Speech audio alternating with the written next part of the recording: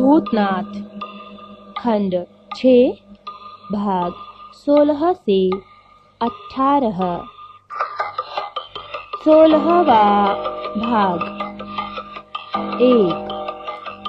चुनारगढ़ से लगभग 4 कोस हटकर जंगल के किनारे पर बने हुए एक बड़े और पक्के कुएं पर हम श्रोताओं को ले चलते हैं। सुबह का समय है, सूरज अभी नहीं निकला है, फिर भी उसकी आवाई जान रंग बिरंगी चिड़ियाँ जाग उठी है और टहनियों पर बैठकर अपनी मनोहर बोलियों से जंगल को गुंजा रही हैं।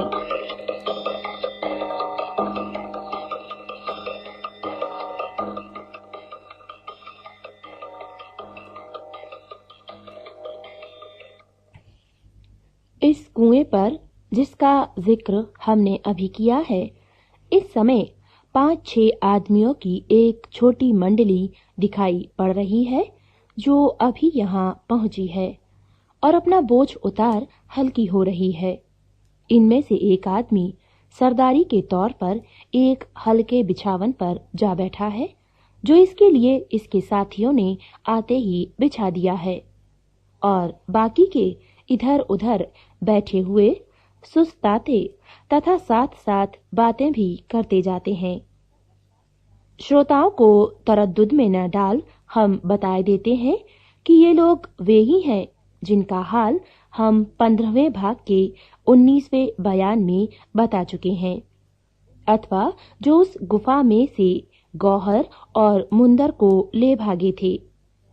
हमारे श्रोता यह भी जानते हैं कि जब तक उस आदमी के असली नाम का पता न लग जाए जो इन लोगों की सरदारी कर रहा है, तब तक के लिए हमने उसका नाम घनश्याम रख दिया है। अस्तु, इस समय हम तब तक इसे बनावटी नाम से ही पुकारते जाएंगे जब तक कि उसके असली नाम का पता नहीं लग जाता। घनश्याम के सामने कपड़े में बंधी 2 बड़ी गठरियां पड़ी हुई हैं, जिनमें बेहोश गौहर और मुंदर बंधी हुई हैं। इस समय घनश्याम की आंखें उन्हीं गठरियों पर पड़ रही हैं और वह उनकी तरफ गौर से देखता हुआ कुछ सोच रहा है। कुछ देर बाद घनश्याम ने एक आदमी की तरफ देखकर कहा, रामू, अगर तुम सुस्ता चुके हो तो जरा इधर आओ और इन गठरियों को खोलकर दोनों बेहोशों को बाहर निकालो ताकि उनके बदन में भी इस वक्त की ताजी हवा लग जाए। यह सुनते ही वह आदमी अपनी जगह से उठ खड़ा हुआ और पास पहुंचकर उन गठरियों को खोलने की फिक्र में लगा। बात की बात में दोनों बेहोश औरतें गठरी से खोलकर जमीन पर लेटा दी गईं और घनश्याम ने पारी पारी से दोनों की नब्ज देखते हुए कहा, इनकी बेहोशी दूर हो रही है, हवा लगने से दोनों जल्दी होश में आ जाएंगी। रामू यह सुन बोला, कहिए तो इन्हें पुनः बेहोशी की दवा सुंघाकर कुछ घंटों के लिए मुर्दा कर दूं? घनश्याम ने जवाब दिया, कोई जरूरत नहीं। मैं चाहता हूं कि ये होश में आ जाएं और इनसे बातचीत करके कुछ पता लगाऊं कि ये कौन हैं। दोनों की सूरतें गौर से देखता हुआ, जरूर इनकी सूरतें बनावटी हैं। रामू, हुक्म हो तो कुएं के पानी से इनका चेहरा धोकर साफ कर डालूं? घनश्याम, ऐसा ही करो। गौहर की तरफ बताकर, इसकी सूरत तो मुझे कुछ कुछ पहचानी सी लगती है, जरूर इसे मैंने पहले कहीं देखा है, मगर इस दूसरी के बारे में कुछ नहीं कह सकता। रामू, देखिए, अभी सब मालूम हुआ जाता है। अपने सामान में से रामू ने कपड़े का डोल और पतली डोरी निकाली और बात की बात में कुएं से पानी खींचकर बेहोशों के पास जा पहुंचा।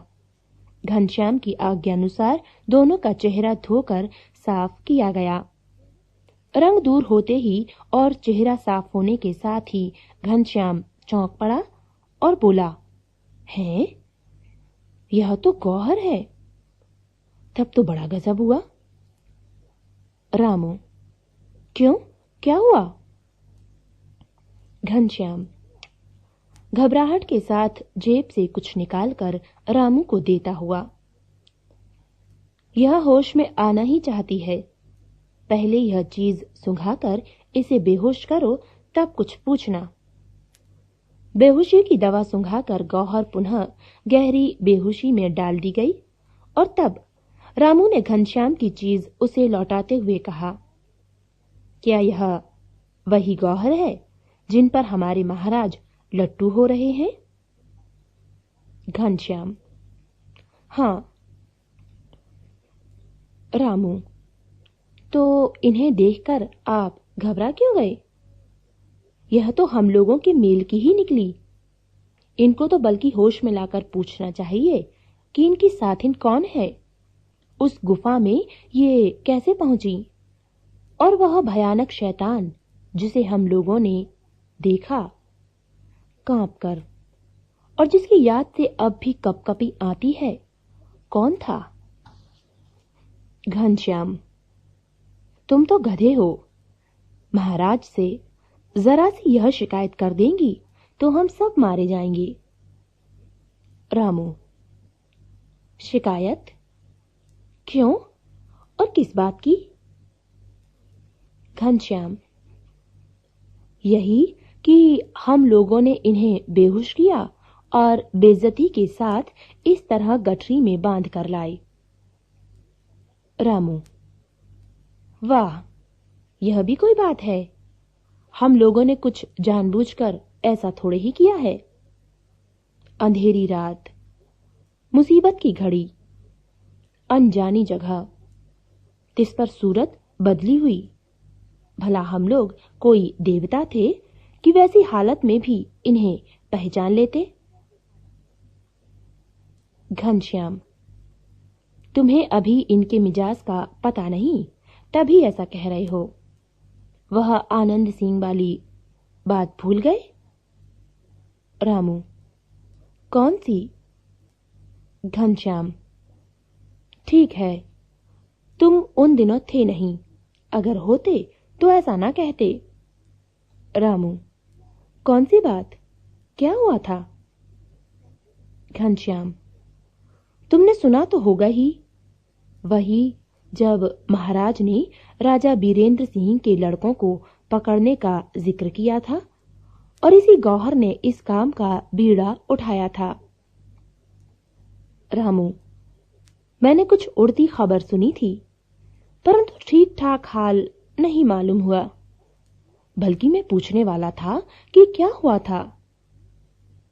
घनश्याम: खैर, पूरा हाल तो फिर बताऊंगा।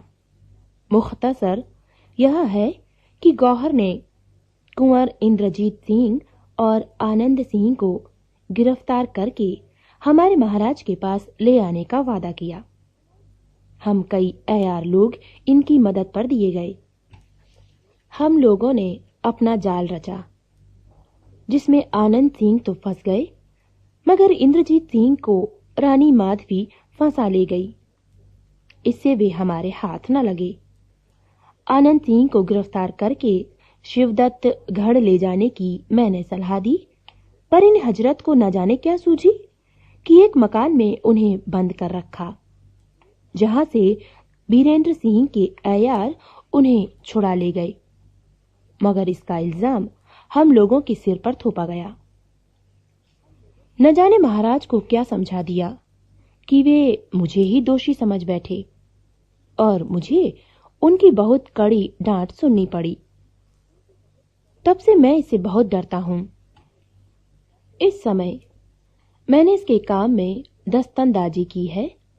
अगर फिर इसने कोई शिकायत महाराज से कर दी तो मैं कहीं का न रहूंगा। रामू इसके जवाब में कुछ कहा ही चाहता था कि यकायक इसके साथियों में से एक, जो जरूरी कामों के लिए गया हुआ था, दौड़ता हुआ वहां आ पहुंचा और कुछ घबराहट के साथ बोला, महाराज आ रहे हैं। घनश्याम ने यह सुनते ही चौंक कर कहा, कौन? महाराज आ रहे हैं? उसने जवाब दिया, हाँ, शिकार के लिए आज वे बहुत सवेरे ही सिर्फ 2 आदमियों को लेकर निकले और इसी तरफ आ रहे थे।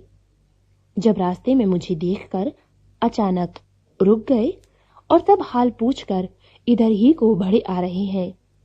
मैं दौड़कर खबर देने आ गया।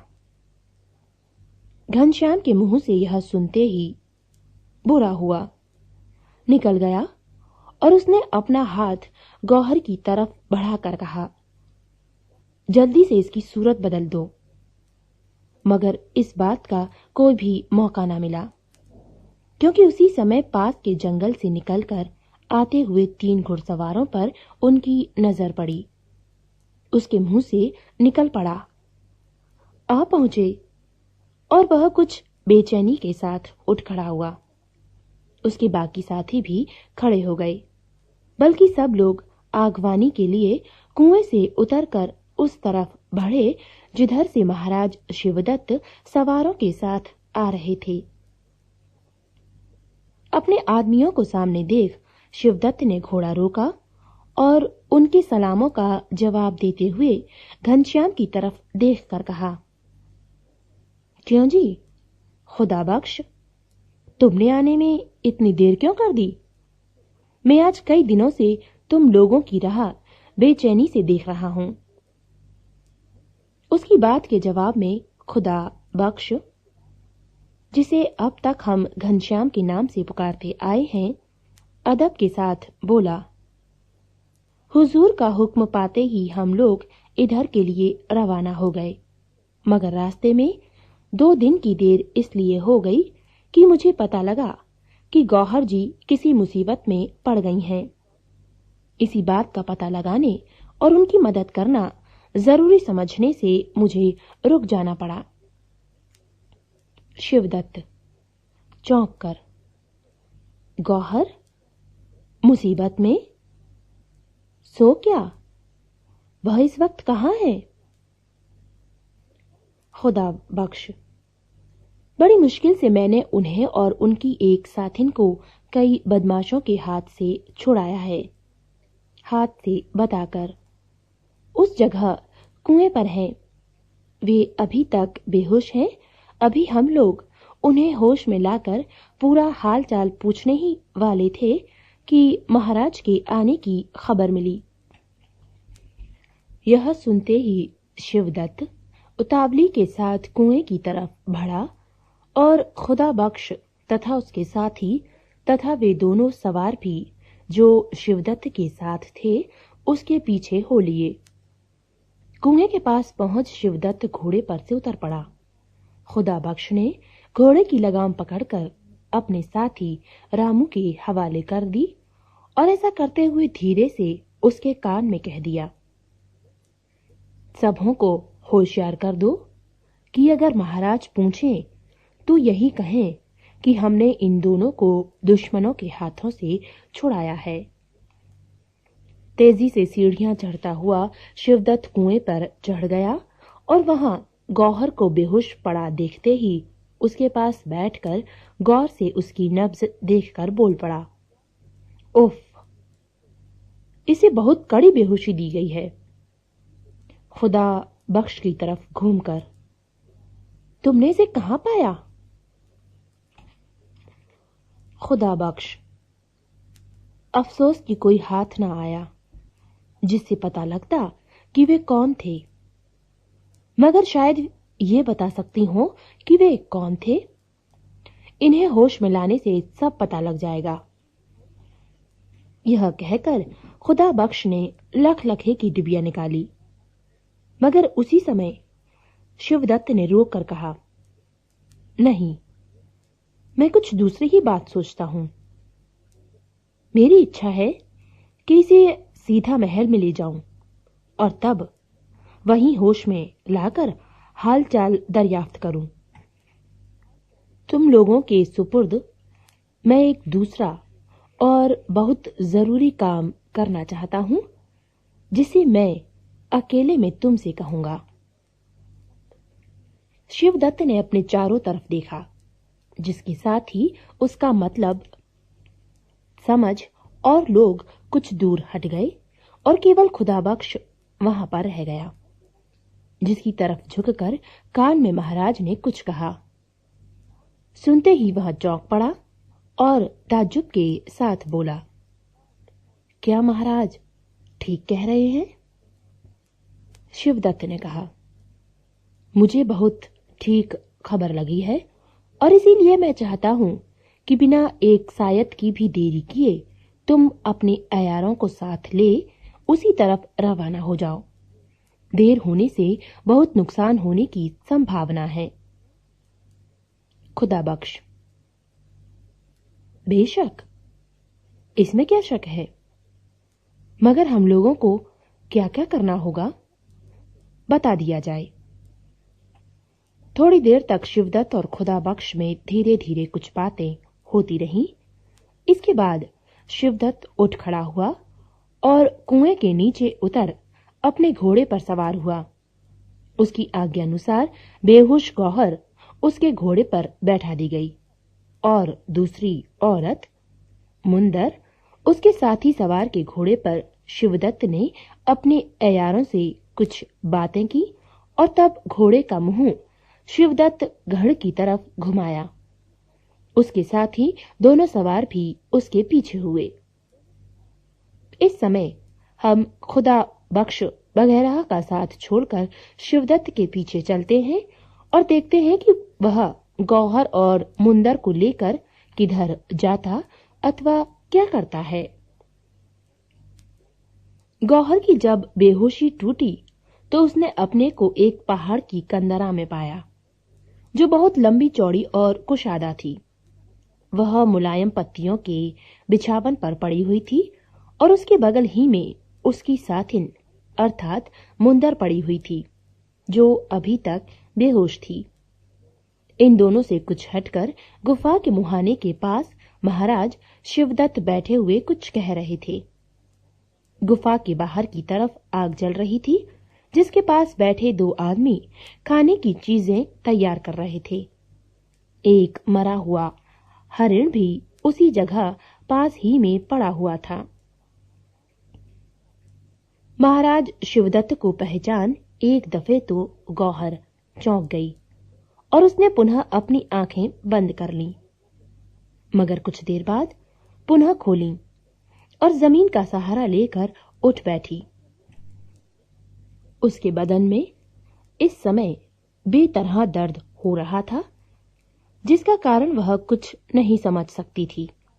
साथ ही यह भी उसकी समझ में नहीं आता था कि वह जहां पर है वह कौन सी जगह है, वहां वह कैसे आई और राजा शिवदत्त यहां क्यों कर आ पहुंचे।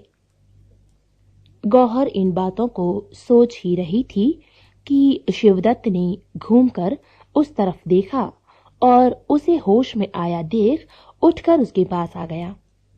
उसके हाथ में एक लोटा था, जिसे उसने गौहर की ओर बढ़ाते हुए कहा, बारे, तुम होश में तो आई? इतनी कड़ी बेहोशी तुम्हें दी गई थी कि मैं तो सब तरह की कोशिश कर लाचार हो गया था। लो, पानी से अपना मुंह धो ताकि दिमाग ठिकाने आवे। तब बताओ कि तुम कहां और किस आफत में पड़ गई थी। गौहर ने पानी ले लिया और अपनी आंखों पर कई छींटे दिए तथा मुंह अच्छी तरह धोया, जिससे उसके सिर का चक्कर और माथे का दर्द कुछ कम हुआ। इसके बाद वह मुंदर की तरफ गई और उसकी जांच करने से उसे मालूम हुआ कि वह अभी तक बहुत गहरी बेहोशी में है।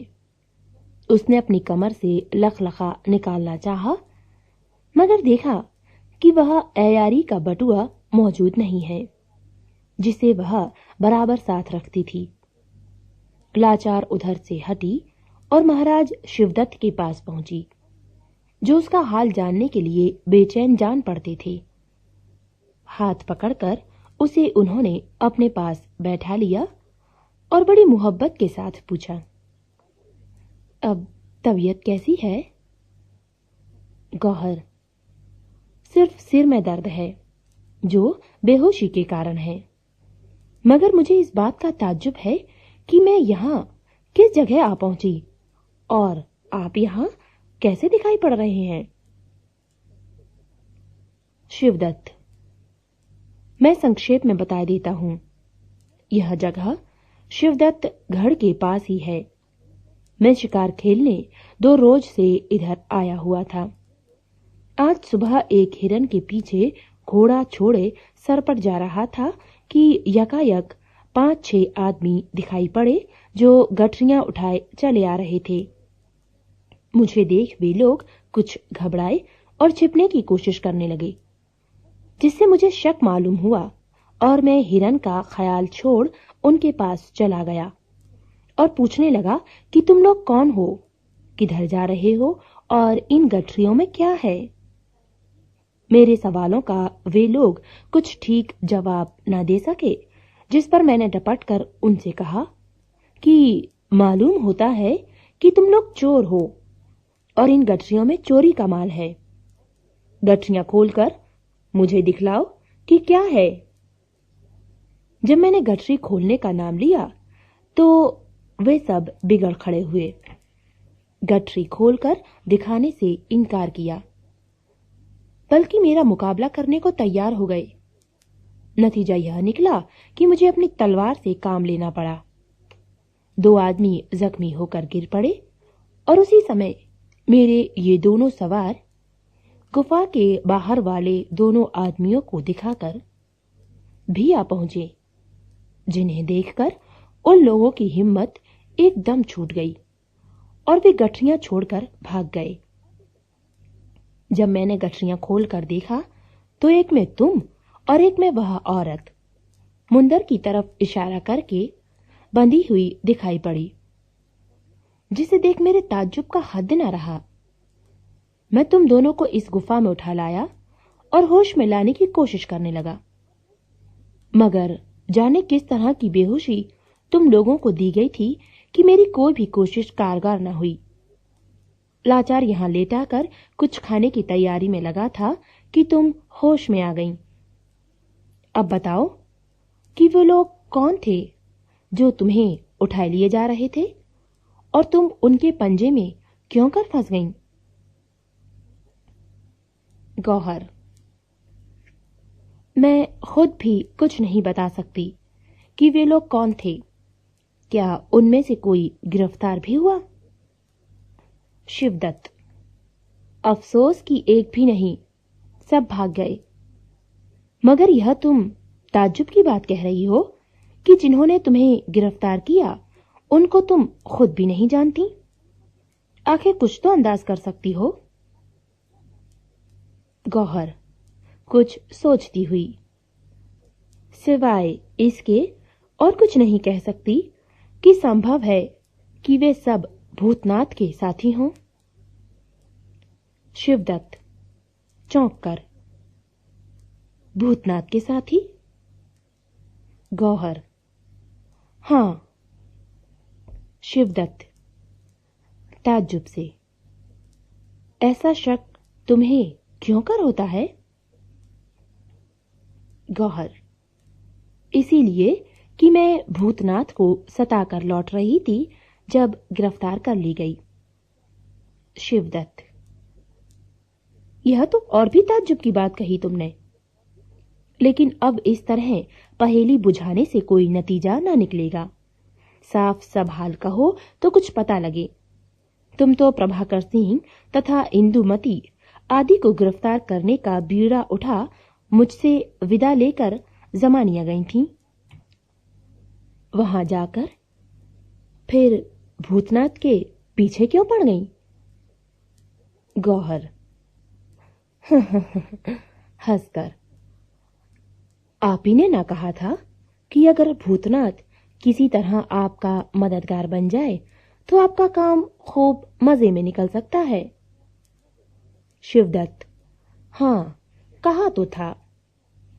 गौहर: तो इसीलिए मैं भूतनाथ के पीछे पड़ी हुई थी और उसे आपकी तरफ करने का उद्योग कर रही थी। शिवदत्त: लेकिन देखता हूं कि सो ना करके उससे झगड़ा मोल ले बैठी। आखिर क्या हुआ? कुछ खुलासा बताओ भी तो।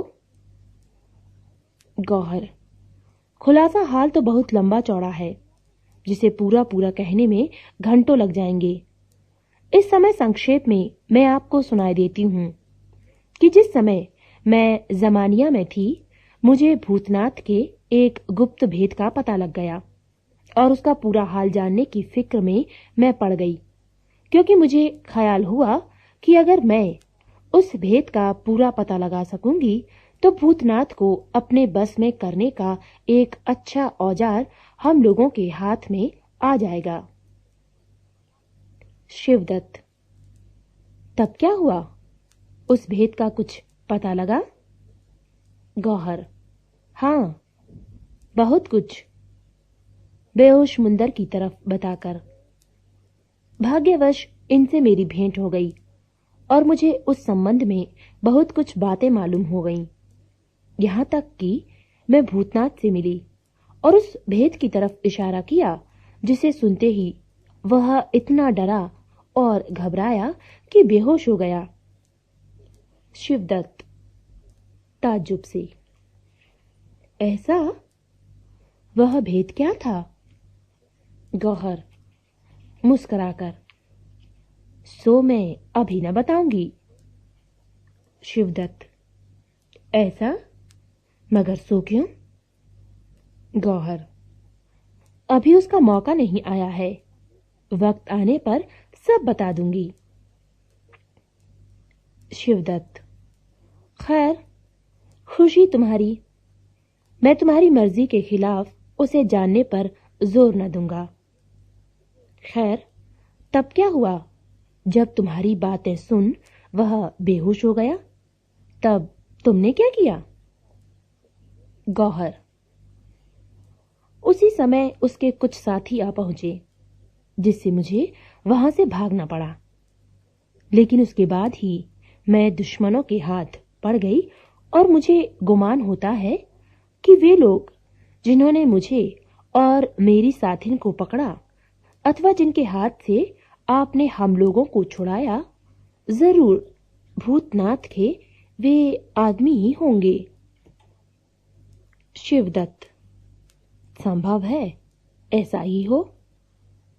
जब तक मुझे पूरा पूरा हाल न बताओ, तब तक मैं कोई गुमान करने में असमर्थ हूं। गौहर: मैं जरूर सब हाल पूरा पूरा और खुलासा आपको सुनाऊंगी, मगर इस समय नहीं, मौके पर। अभी तो मुझे खुद सब हाल नहीं मालूम हुआ है, मगर इन बेहोश मुंदर की तरफ बताकर का साथ अगर कुछ समय तक और रहा तो सब कुछ मालूम हो जाएगा। शिवदत्त: यह कौन औरत है? गौहर: यह भी एक अयारा ही है। कुछ ही दिन से मेरा इसका साथ हुआ है। यद्यपि यह कम उम्र है, मगर बड़ी होशियार और चालाक है। इसका भी पूरा हाल जब मैं बताऊंगी तो सुनकर आप ताज्जुब में पड़ जाएंगे, मगर ताज्जुब है कि यह अभी तक होश में नहीं आई। शिवदत्त: मैंने कहा ना कि तुम दोनों को न जाने किस तरह की बेहोशी दी गई थी। मैं घंटों कोशिश करके हार गया, पर किसी तरह होश में न ला सका। मालूम होता है कि किसी अनाड़ी अयार की तैयार की हुई थी। ऐसी बेहोशी प्रायः नुकसान पहुंचाती है और कभी कभी तो दिमाग पर भी असर कर बैठती है। खुदा का शुक्र है कि तुम पर कोई बुरा असर ना हुआ। गौहर: सिर में तो मेरे बेहिसाब दर्द था और अभी तक बना हुआ है। शायद स्नान वगैरह के बाद दूर हो, मगर इसे अब होश में लाना चाहिए। शिवदत्त अपनी कमर से लखलखे की डिबिया निकाल और गौहर को देकर, लो जरा इसे सुंघाकर देखो तो सही, शायद अब होश आ जाए। गौहर ने डिबिया शिवदत्त के हाथ से ले ली और बेहोश मुंदर के पास पहुंची।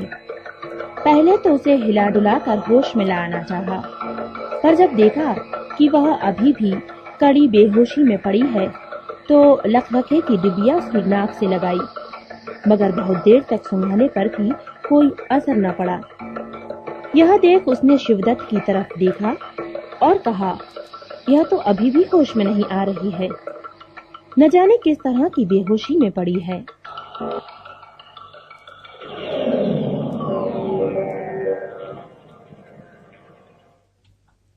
शिवदत्त ने यह सुन जल से भरा एक लोटा उठा लिया और गौहर के पास आ उसके हाथ में देकर कहा, इसके छींटे मुंह पर दो, मैं पंखे से हवा करता हूं। ऐसा ही किया गया और दोनों की बहुत देर की कोशिश के बाद बेहोश मुंदर ने हाथ पांव हिलाए और कुछ होश में आने के लक्षण दिखाई देने लगे। शिवदत्त ने यह देख कहा, इसे बाहर ले चलना चाहिए, साफ हवा लगने से शायद जल्दी होश में आ जाएगी। दोनों मिलकर बेहोश मुंदर को बाहर मैदान में लाए। बार बार मुंह पर पानी छिड़कने, हवा करने और लखलखा सुंघाने से बहुत देर के बाद मुंदर की हवास कुछ ठिकाने हुए। उसके बदन में हल्की कंपकपी आई, 2-4 छींकें आई और थोड़ी देर बाद उसने करवट बदली। गौहर उसके सिरहाने बैठी हुई थी। उसने प्रेम से मुंदर के माथे पर हाथ फेरते हुए पूछा, बहन, अब तबीयत कैसी है? जरा होश में आओ, आंखें खोलो। मुंदर ने आंखें बंद किए हुए ही पूछा, मैं कहाँ हूं? तुम कौन हो? गौहर ने जवाब दिया, मैं तुम्हारी सखी गौहर हूं। तुम दोस्तों के बीच में हो। इन लोगों ने तुम्हें और हमें छुड़ाया है। जरा आंखें खोलो और उठ के बैठो। मुंदर ने अपने सिर को हाथों से दबाते हुए कहा, उफ, सिर फटा जाता है।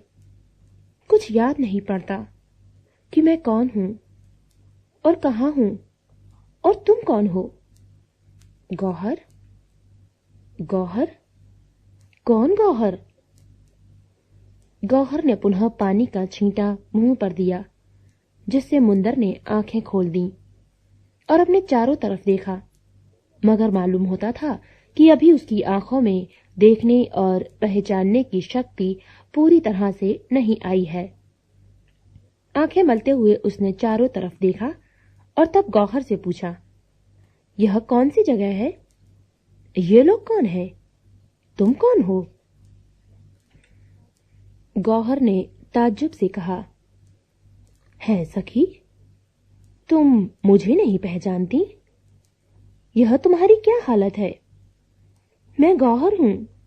अभी कल तक हम लोगों का साथ रहा है। क्या वह सब बातें तुम भूल गई?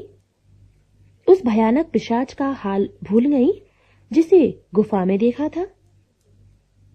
अपना सिर दोनों हाथों से दबाती हुई मुंदर ने कहा, उफ, सिर फटा जाता है गौहर, मेरी सखी। हाँ, ठीक है, याद आया, पिशाच, वह भयानक नरकंकाल। उफ, यह मेरी क्या हालत हो गई है? शिवदत्त ने झुककर धीरे से गौहर के कान में कहा, अनाड़ी अयारों की बनाई बेहोशी की दवा का यही असर होता है। इसे जरा ले जाओ और उस नाले के किनारे टहलाओ। जरा चलेगी फिरेगी और ठंडी ठंडी हवा लगेगी तो होश ठिकाने आवेगा, नहीं तो घंटों इसी हालत में रह जाएगी। वह तो कहो ईश्वर ने बड़ी कृपा कर दी कि तुम पर इस बेहोशी का ऐसा बुरा असर नहीं हुआ। गौहर ने बेहोश मुंदर का हाथ पकड़कर उठाया और कहा, उठो, जरा घूमो तो, फिर तुम्हारे हवास ठिकाने हों। उसने कोई उज्र न किया और हाथ का सहारा लेकर खड़ी हुई। गौहर उसे सहारा देती और तरह तरह की बातें करती हुई उस नाले की तरफ ले चली जो वहां से थोड़ी ही दूर पर बह रहा था। और जिसके दोनों तरफ के साएदार पेड़ों ने उस जगह को बड़ा ही रमणीक और गुंजान कर रखा था। 2-4 चक्कर इधर उधर देने और ठंडी हवा लगने से मुंदर के होश हवास धीरे धीरे काबू में आने लगे। वह एक जगह रुक कर खड़ी हो गई और गौर से गौहर की सूरत देखकर यह कहती हुई उसके गले से लिपट गई, आहा मेरी प्यारी सखी, मैंने तुम्हें पहचाना। दोनों औरतें एक साफ पत्थर की चट्टान पर बैठ गईं और बातें करने लगीं। मुंदर ने कहा, ओफ, न जाने किस तरह की बेहोशी की दवा दी गई थी कि अभी तक सिर भन्ना रहा है और पुरानी बातें ख्याल नहीं आ रही हैं। तुम जरा फिर से बताओ तो सही कि हम लोग कहां तक साथ साथ थे और मैं कैसे बेहोश होकर यहां पहुंची। गौहर, हम लोग काशी जी पहुंचकर भूतनाथ के मकान पर गई थीं और वहां उससे भेंट कर तथा उसे अपनी बनावटी शक्लें दिखा बदहवास कर उसके बटुए में से कुछ जरूरी कागजात लेकर निकल भागी थीं। वहां से हम लोग अपने ठिकाने उस गुफा में पहुंची जहां मैंने अपना घोड़ा रखा था, पर उस गुफा के अंदर एक भयानक पिशाच दिखाई पड़ा जिसके बदन में सिर्फ हड्डियां थीं। उसे देखकर हम लोग भागी तो किसी ने हमें पकड़ लिया और बेहोश कर दिया। उसके बाद का हाल मैंने इन लोगों की जुबानी सुना और वह यह है कि वे लोग हम लोगों को लिए भागे जा रहे थे कि शिवदत्त गढ़ के राजा शिवदत्त सिंह ने उन्हें देखा और उनके पंजे से हम लोगों को छुड़ाकर यहां लाए। मुंदर, ठीक है, अब मुझे कुछ कुछ याद आने लगा है। वह भयानक पिशाच और उसकी डरावनी हंसी मुझे ख्याल आती है। अच्छा, तो ये लोग क्या महाराज शिवदत्त के आदमी हैं? गौहर, वे खास महाराज शिवदत्त थे जो तुम्हें पंखा कर रहे थे।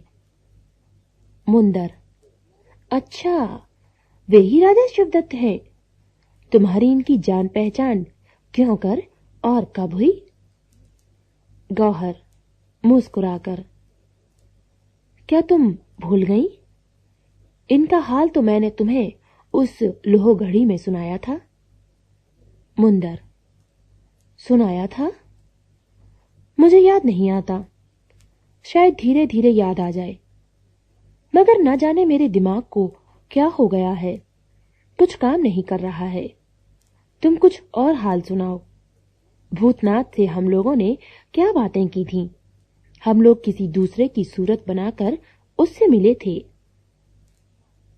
गौहर, हाँ हाँ, क्या तुम्हें याद नहीं? तुम भुवन मोहिनी बनी थी और मैंने कामेश्वर का रूप धरा था। हंसकर, भूतनाथ हम लोगों को देखकर इतना डरा कि बेहोश हो गया। मुंदर, हाँ, अब मुझे भी कुछ याद आने लगा है। शायद वहां किसी गली में हम लोगों की भूतनाथ से भेंट हुई थी। गौहर, हाँ हाँ, गली में भेंट हुई थी और कुछ ही देर बाद वहां उसके कुछ साथी भी आ पहुंचे जिनके कारण हम लोगों को भागना पड़ा था, नहीं तो और भी कुछ काम की चीजें हाथ लगती। अगर वे लोग न आ जाते तो उन थोड़े से कागजों के अलावा जो उसकी बटुओं में से निकले थे और भी कुछ न कुछ हम लोग जरूर पाते। मुंदर, वे कागजात सब कहाँ रखे तुमने?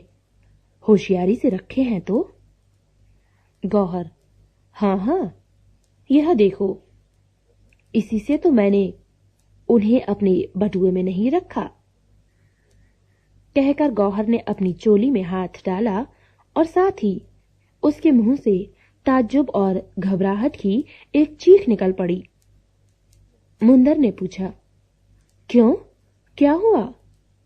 वह घबराए हुए गले से बोली, वे कागज किसी ने निकाल लिए। मुंदर घबरा कर, निकाल लिए? तब तो बड़ा गजब हो गया। जिसके लिए इतनी जान जोखिम की गई, इतने इतने खतरों में अपने को डाला गया, वे ही कागज गायब। गौहर परेशानी और घबराहट से, बेशक यह काम उन्हीं लोगों का है जिन्होंने हमें गिरफ्तार किया था। अफसोस, यह बहुत ही बुरा हुआ। हम लोगों की सारी मेहनत बेकार गई। मुंदर, केवल मेहनत ही बेकार नहीं गई, बल्कि अगर वे कागज किसी दूसरे के हाथ लग गए तो गजब हो जाएगा। गौहर, इसमें क्या शक है? अच्छा, तुम्हारे पास जो कागज थे उन्हें तो देखो, सही सलामत है या नहीं। मुंदर ने अपने कमर में हाथ डाला और साथ ही चौंक कर बोली, है? मेरा बटुआ कहां गया? तो क्या वे कागज भी गए? हाय, अब क्या होगा? उसने अच्छी तरह तलाश किया, मगर कहीं कोई चीज न मिली और वह बदहवास होकर बैठ रही। थोड़ी देर तक दोनों अपनी इतनी मेहनत बर्बाद जाने का अफसोस करती रहीं। इसके बाद गौहर ने कहा, खैर, अब अफसोस करने से कोई फायदा नहीं। इस वक्त तो उठो, जरूरी कामों से निपटकर स्नान वगैरह करें ताकि तबीयत कुछ ताजी हो। फिर सोचा जाएगा कि अब क्या करना मुनासिब है। जहां तक मैं समझती हूं, यह काम भूतनाथ का है। मुंदर बोली, बेशक, अफसोस करने का कोई नतीजा नहीं, मगर मेरी महीनों की मेहनत अकारत गई। गौहर ने दम दिलासा देकर उसे शांत किया और तब दोनों जरूरी कामों की फिक्र में लगीं। महाराज शिवदत्त इन दोनों की राह बेचैनी के साथ देख रहे थे। जिस समय लगभग घंटे भर के बाद ये दोनों उस जगह पहुंची तो उन्होंने पुकार कर कहा, आप लोग कहां चली गई थीं? राह देखते देखते मैं तो घबरा गया था कि किसी नई मुसीबत में तो नहीं पड़ गई।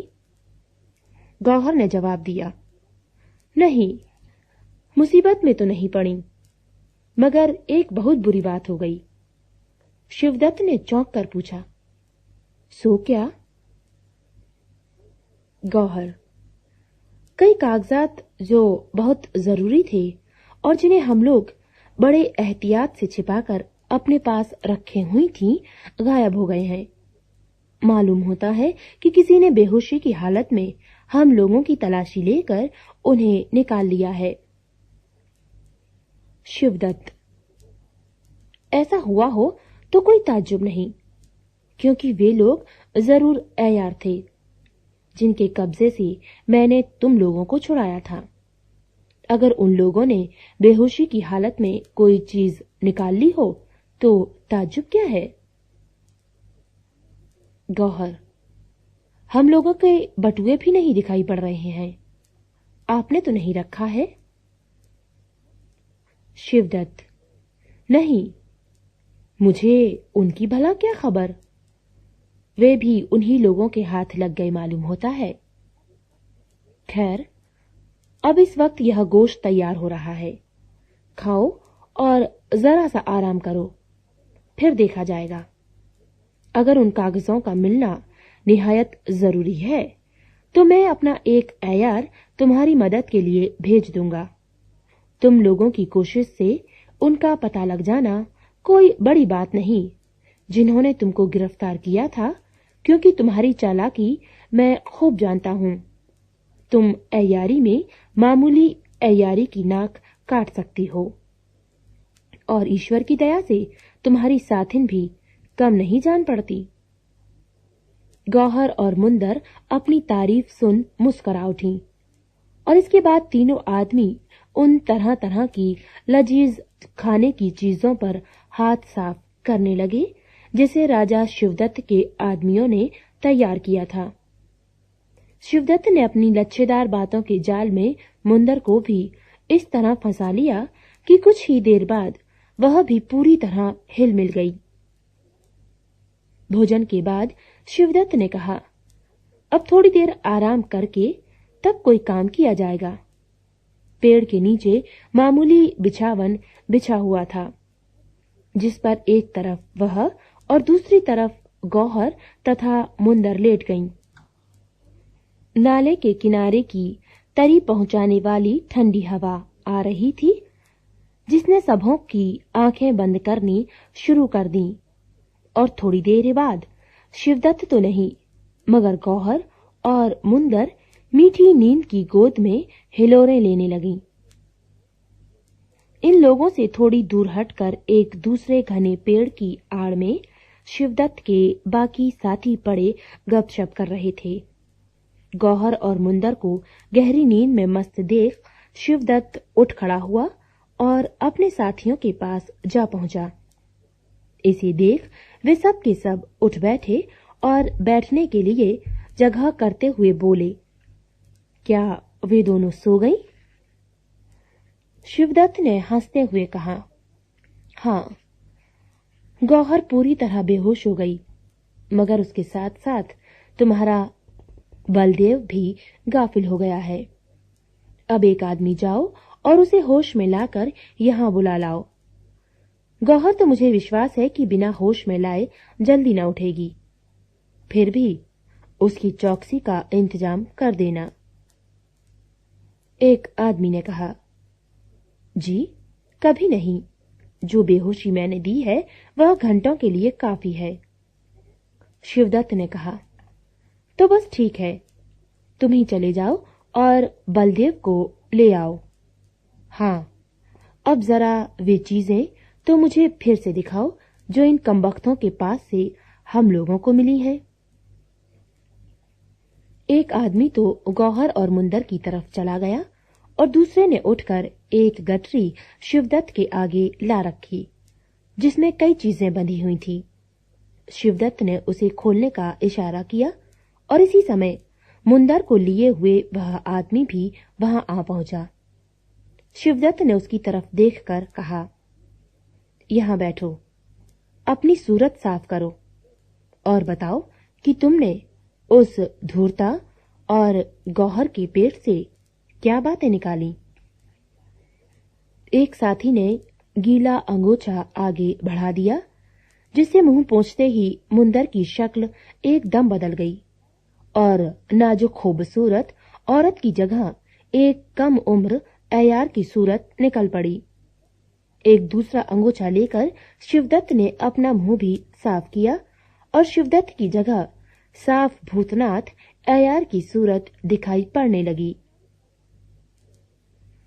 हमारे श्रोता तो समझ ही गए होंगे कि यह भूतनाथ की ही चालाकी थी, जिसने शिवदत्त बनकर खुदा बख्श वगैरह के हाथ से मुंदर और गौहर को छुड़ा लिया था और उसका भेद जानने की फिक्र में पड़ा हुआ था। भूतनाथ को इन दोनों का पता कैसे लगा, यह भी हम थोड़े ही में बता देते हैं। जब खुदा बख्श और उसके साथी बेहोश गौहर और मुंदर को लेकर शिवदत्त घर की तरफ भाग गए, तो भूतनाथ ने उनका पीछा करने का विचार छोड़ दिया और इंद्रदेव के कैलाश भवन की तरफ चल पड़ा। मगर अपने साथी के जिम्मे यह काम जरूर करता गया कि वह इस बात का पता लगावे कि वे लोग कौन हैं और दोनों बेहोशों को लेकर किधर जाते हैं। जिस समय इंद्रदेव से मिलकर वापस लौट रहा था, उस समय उसके साथी ने उसे सब बातों की खबर दी और उसी समय से भूतनाथ ने अपना जाल फैलाना शुरू किया, जिसका यह नतीजा हुआ। अस्तु हम आगे का हाल बताते हैं।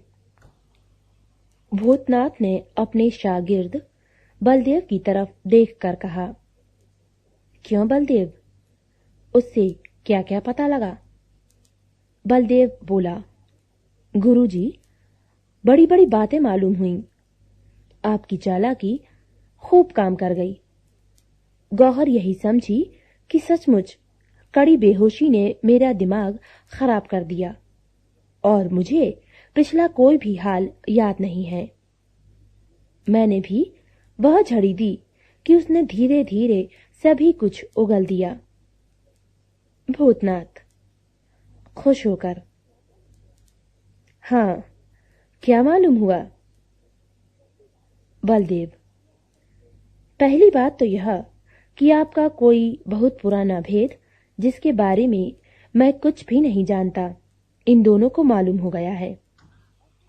उसी का निश्चय करने और कुछ अधिक जानने के लिए गौहर कामेश्वर बनी थी और मुंदर ने भुवन मोहिनी का रूप धरा था। यह एक ऐसी बात थी कि जिसने एक बार पुनः भूतनाथ को दहला दिया और किसी पुराने पाप की याद ने उसके दिल के अंदर पहुंचकर उसके कलेजे को जोर से ऐंठ दिया।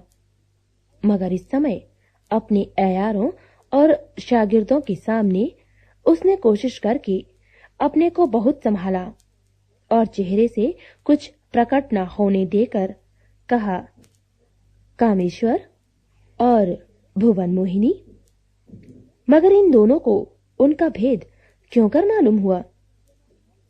बलदेव, जमानिया में रहने वाले एक नौजवान को मुंदर ने अपने ऊपर आशिक बनाया और उसी से सब बातें जानी। भूतनाथ, उस नौजवान का नाम? बलदेव, उसका नाम श्री विलास है और वह किसी चंचल दास का भतीजा है। चंचल दास, इस नाम का न जाने क्या असर भूतनाथ पर पड़ा कि उसके चेहरे से फिर घबराहट और परेशानी टपकने लगी। बड़ी कोशिश करके उसने पुनः अपने को संभाला और उस गठरी की देखभाल करने लगा जिसके अंदर गौहर और मुंदर की तलाशी लेने पर मिली हुई चीजें थीं। कागजों के छोटे छोटे कई मुट्ठे, कितनी ही चिट्ठियां, कुछ डिबियाएं, एक पुराना खंजर, 2-3 अंगूठियां जिनके साथ पुर्जे बंधे हुए थे और कुछ कपड़ों के अलावे एक काठ का छोटा बक्स भी निकला। भूतनाथ सरसरी निगाह से उन चीजों को देख गया और उन्हीं में उसने वे कागजात भी पाए जो गौहर और मुंदर उसे बेहोश करके ले भागी थीं। कागजों की मुट्ठों और अंगूठियों के साथ बंधे पुर्जों को भूतनाथ ने कुछ गौर के साथ देखा और उनसे प्रकट होने वाले किसी भेद को याद कर उसका कलेजा पुनः धड़क उठा। फिर भी अपने को काबू में कर उसमें से कुछ जरूरी चीजें उसने अपने बटुए के हवाले की और तब उस काठ के बक्स की तरफ झुका जो उन चीजों के साथ निकला था। भूतनाथ ने अपने एक शागिर्द की तरफ उसे खोलने का इशारा किया।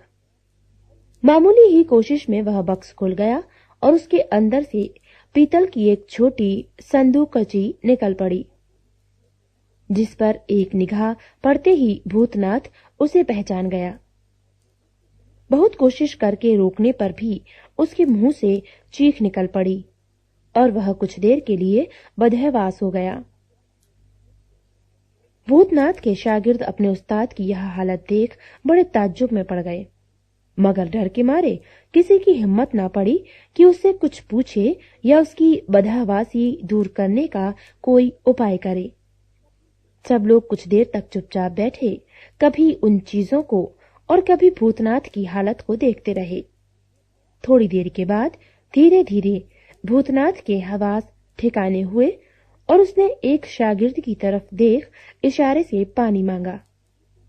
वह लोटे में ठंडा जल ले आया जिसके कई छींटे आंख पर देने और कुछ पीने के बाद उसके होश हवास ठिकाने हुए और वह पुनः उठकर बैठ गया। वह संदूकड़ी उसने उठा ली और गौर के साथ उलट पलट कर चारों तरफ से देखने लगा। यह छोटी संदूकड़ी जो किसी पुराने जमाने की होने पर भी साफ और चमकदार थी, कुछ विचित्र ढंग की बनी हुई थी। किसी तरफ कहीं भी कोई जोड़ का निशान इसमें दिखाई न पड़ता था और न इसी बात का कुछ पता लगता था कि यह किस तरह खुलेगी, परंतु भूतनाथ शायद इसको खोलने की तरकीब जानता था। क्योंकि कुछ देर उलट पुलट करने के बाद उसने एक खास जगह पर हाथ रख न जाने क्या तरकीब की कि एक हल्की आवाज के साथ संदूक कड़ी का एक तरफ का हिस्सा खुल गया और उसके भीतर की चीजें दिखाई पड़ने लगी। न जाने उस संदूक कड़ी के भीतर भूतनाथ को क्या दिखाई पड़ा कि उसकी हालत फिर खराब हो गई। उसका चेहरा पीला पड़ गया, हवास बिगड़ गए और कलेजा धड़कने लगा। अगर अपने शागिर्दों से वह अपनी हालत छिपाए या न चाहता तो शायद पुनः चिल्ला उठता, परंतु बड़ी कोशिश करके उसने फिर अपने को संभाला। फिर भी उस संदूक कड़ी के अंदर पुनः झांकने की उसकी हिम्मत न पड़ी। उसने उसका ढकना बंद कर दिया और अपनी आंखें बंद कर लंबी लंबी सांसें लेने लगा। क्रम 1 समाप्त। क्रम 2 आरंभ। जब उस तिलिस्मी छत ने प्रभाकर सिंह को गिरफ्तार कर लिया और ऊपर की तरफ उठी, उस समय प्रभाकर सिंह के मन में यह बात चक्कर मारने लगी, अगर ऊंचे जाकर इस छत ने मेरे हाथ छोड़ दिए तो मैं इतने जोर से नीचे गिरूंगा कि मेरी हड्डी पसली का भी पता न लगेगा। अपनी मुसीबत वे अच्छी तरह समझ सकते थे, मगर फिर भी वे घबरा नहीं गए थे, बल्कि इस बात को सोच रहे थे कि इस आफत से छूटने की क्या तरकीब हो सकती है। कुछ देर तक तो वे लाचारी के साथ हाथों के सहारे झूलते रहे। इसके बाद उन्हें ख्याल हुआ कि जिस तरह उनकी हथेलियां छत के साथ चिपक गई हैं, उसी तरह अगर कोई और हिस्सा अपने बदन का वे छत के साथ लगावे तो क्या वह भी चिपक जाएगा। यह सोचते ही उन्होंने अपने दोनों पैर ऊपर को उछाले और 2 ही 3 दफे की कोशिश में उन्हें छत तक पहुंचा दिया। ताज्जुब और प्रसन्नता के साथ उन्होंने देखा कि उनके पैर भी उस छत के साथ चिपक गए जैसे उनकी हथेलियां चिपकी हुई थीं।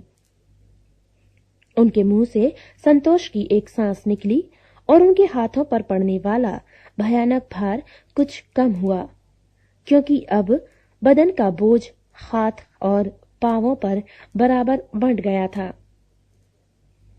थोड़ी देर ठहरकर उन्होंने फिर उद्योग किया और अपनी कोहनियां छत से चिपका दी। इसके बाद धीरे धीरे करके घुटने, जंघा, कमर, पेट और तक छाती छत के साथ चिपका दी और अब उनका समूचा शरीर उस छत के साथ इस तरह चिपक गया मानो किसी ने गोंद से सटा दिया हो। समूचे शरीर का छत से चिपकना था कि एक हल्की सी आवाज आई और इसके साथ ही वह छत धीरे धीरे करवट बदलने लगी। उसका एक तरफ का हिस्सा ऊंचा होने लगा और थोड़ी ही देर बाद वह एकदम उलट गई, अर्थात अब प्रभाकर सिंह सीधे होकर छत के ऊपर और छत उनके नीचे की तरफ हो गई।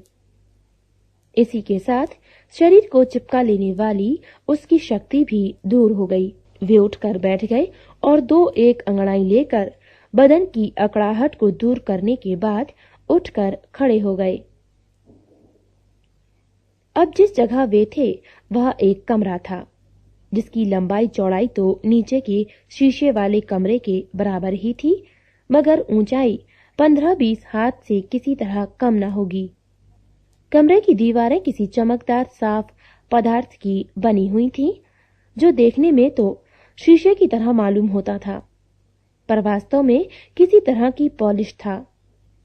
पुरसे भर की ऊंचाई तक तो चारों तरफ कहीं भी कोई खिड़की, दरवाजा या रास्ता दिखाई नहीं पड़ता था और इतनी दूर तक तो सब दीवारें चारों तरफ से एकदम साफ थीं, मगर इसके ऊपर जाकर हर तरफ की दीवार में कई बड़ी बड़ी खिड़कियां दिखाई पड़ रही थीं, जिनमें से कई खुली हुई भी थीं।